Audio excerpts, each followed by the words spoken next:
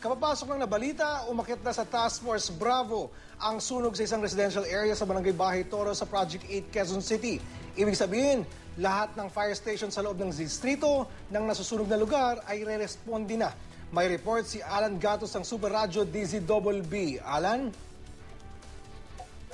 Sa mga oras na ito, nakataas pa rin sa Task Force Bravo ang sunog dito sa may bahagi ng Chapel area sa Sitio Militar, Bahay Toro sa Project 8, Quezon City. At patay na dito sa pinakahuling impormasyon na binigay sa atin ditong si Fire Superintendent Jesus Fernandez, ang Fire Marshal ng Quezon City Fire Department.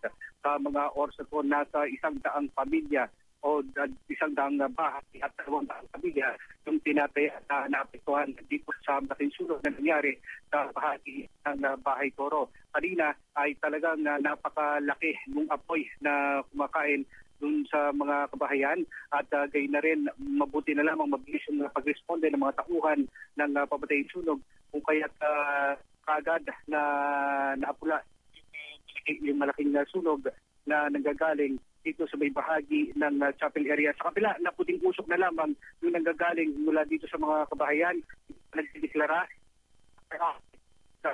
ng Quezon City Fire Department. Oscar? Maraming salamat, Alan Gatos ng Super Radyo DZBB.